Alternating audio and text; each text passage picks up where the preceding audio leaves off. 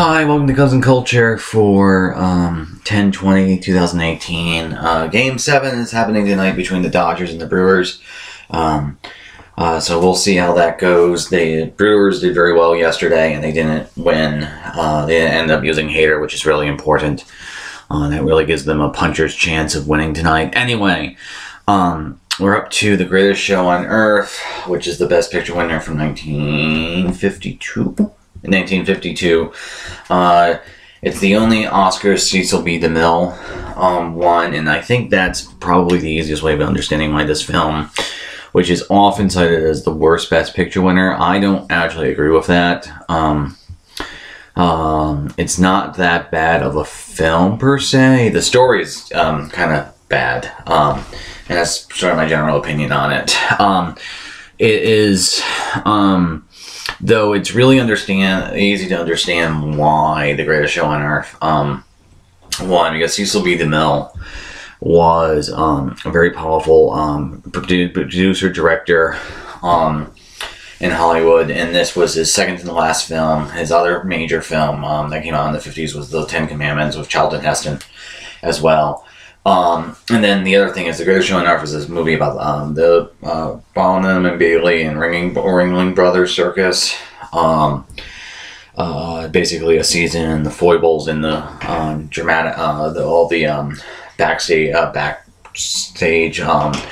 politics of that. Any case, and in 1952, the circus was hitting a little bit of a speed bump because the movies were making it less popular. And okay, so it's really easy to see that the Greatest Show on Earth won Best Picture because of DeMille and sort of his legacy, and then also sort of the nostalgia, the voters voting for a big circus film. That's fine. That doesn't really bother me. What really bothers me is, in my mind, the most inexplicable Oscar in all time is how this fucking film won a writing award, because it didn't win it won best writing motion picture story, which is not the same as a screenplay. So you used to hand out 2 screenplays in a story, but so it still ended up like that. Doesn't make any goddamn sense because the story is the worst part of this film. And let me pause there before I start getting ranty about it. See you in a sec. Okay, so The Greatest Show on Earth tells the story of the Ringling Brothers Barnum and Bailey Circus in basically a year at the time, and kind of sad it was in existence for 146 years, and starting in the 50s because of TV and movies and everything like that, it died a very slow and painful death. And in any case, in 2017 they stopped. And so it's basically a year on tour, and the circus is constantly fighting irrelevancy, and so that's all concerned about making a buck. And so the main through line is a love triangle involving Brad, who's the Charlton Heston in the main, the guy who runs the circus, Betty Hutton, who's the actress, he's one of the trapeze artists, and then this other guy named the Great Sebastian, and they're fighting. So it's a love triangle, and then they're also fighting for the center ring, but honestly, who the fuck cares? So there's that. Then there's 2 other subplots. One is involving Jimmy Stewart's Button, who's a clown who's hiding out in the circus because he accidentally murdered his wife, basically. And he's a doctor, and so there's that story. And then there's another story of a jealous elephant trainer who then ends up working with the mob to take down the circus because Brad wouldn't let them graft and use the circus to run scams, all of which is ridiculous and silly. And it's highly cliche and everything like that. And so, like, my biggest problem with this movie, well, I have 2 big problems with this movie. The first big problem is the screenplay and the storyline is just so over the top and silly that it's really hard to get into it, and it's not very, very good. It's just very badly written, which is why winning a writing Oscar is so inexplicable. But the thing is, the bigger problem of the issue is because you're dealing with big, spectacular footage, and DeMille is something does this very well with his direction, is the movie sort of acts as a quasi-documentary because he keeps having periods of just voiceover narrations explaining how the circus is working, and then there's a ton of it which is just filmed acts. And so this scene I'm showing you right now is setting up the whole Great Sebastian conflict.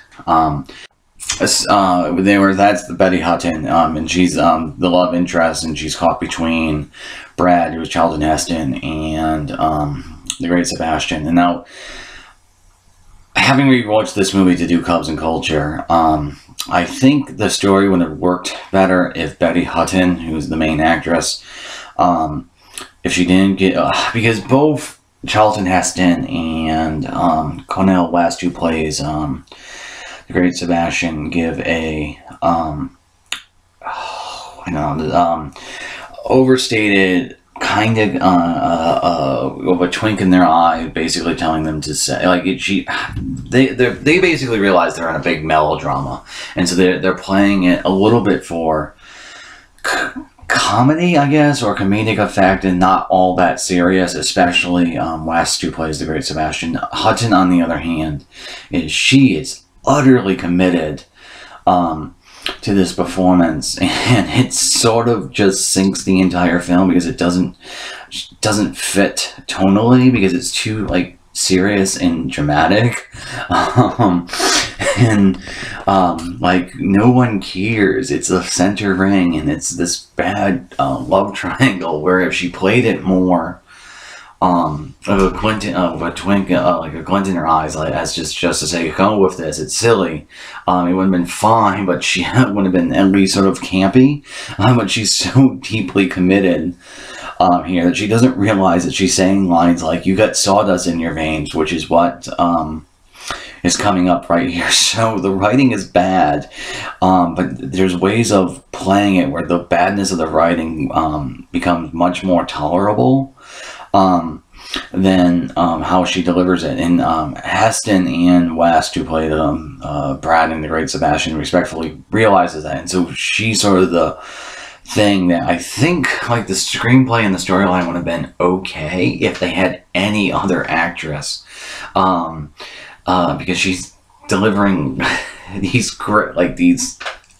awful lines about like sawdust in your vein or Clown Alley, and she's being completely, like, she doesn't realize it's ridiculous, and she's playing, so like in some ways she's even more ridiculous because she's being serious, whereas if you contrast that with the next scene that's coming up in a second, where like, it's just so melodramatic and over the top.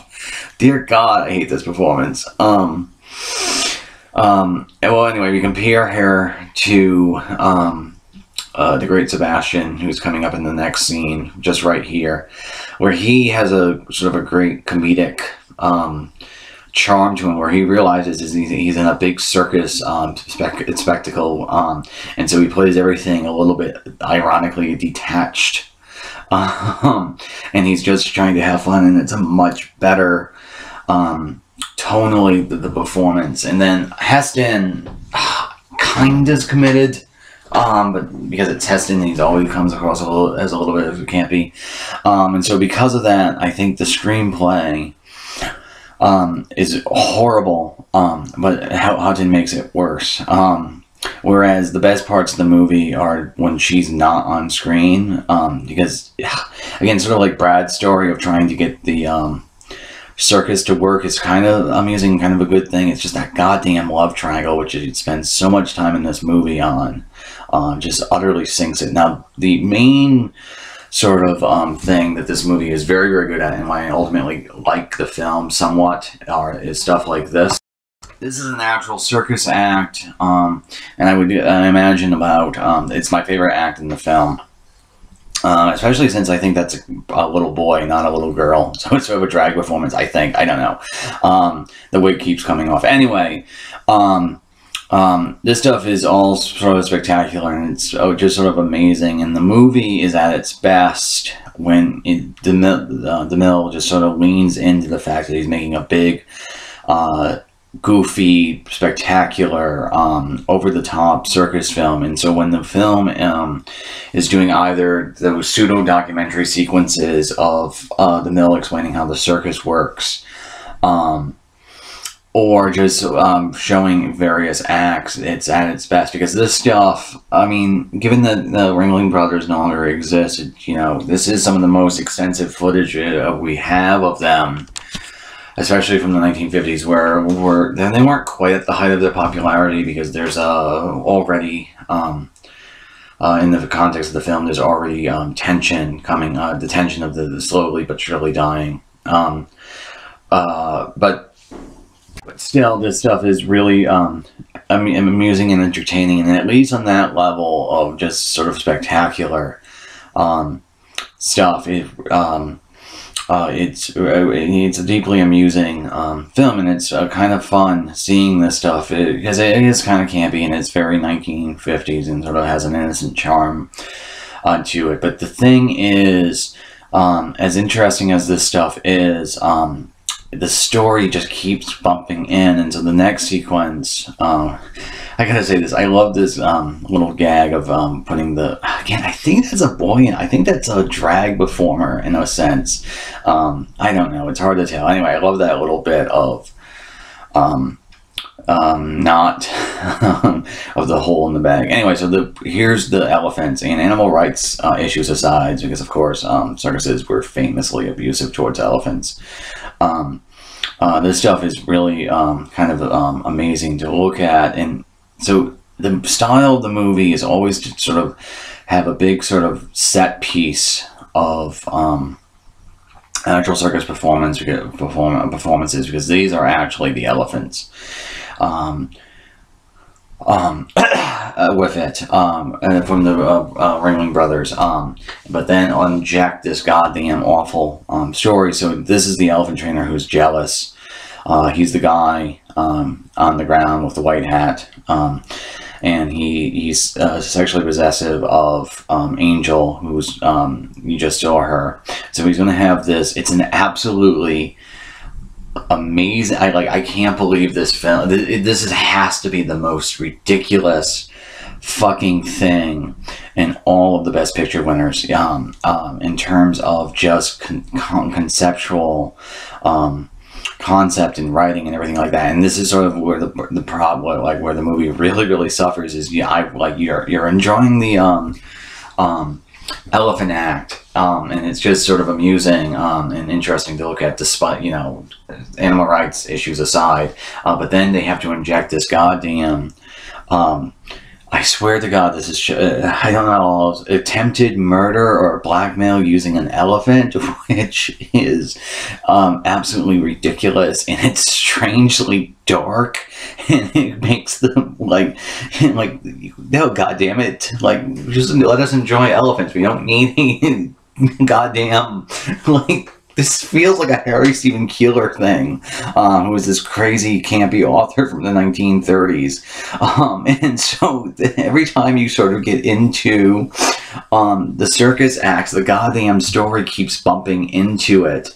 And so there's this is him trying to extort her by threatening her with an elephant, which is just so bad, and it's so unnecessary that this is one of the very few films where the movie would be so much better if the entire story was just simply cut out and it was just a documentary. It would still not be a great movie, but there's that. Anyway, Greatest Show on Earth is often cited as the worst Best Picture. I don't really agree with that. There's other worse ones. I'd rather watch this than Hamlet, and I realize what I just said. And Crash is worse, but in any case, yeah, at least you can understand why it won Best Picture, because of The Mill and it being a big, ballsy spectacle film, which the Academy tends to go over. And then also in the 50s, the movies were struggling against TV for the first time, and so the movies sort of supplanted the circus, and so TV was supplanting the movies. You can kind of feel like why the Academy would be feeling akin to a circus having money troubles. But that goddamn writing Oscar, it's the most inexplicable award, because the screenplay is the worst part of that movie. It's awful. Anyway, so that will be it. Cubs and Culture out. I guess go Brewers.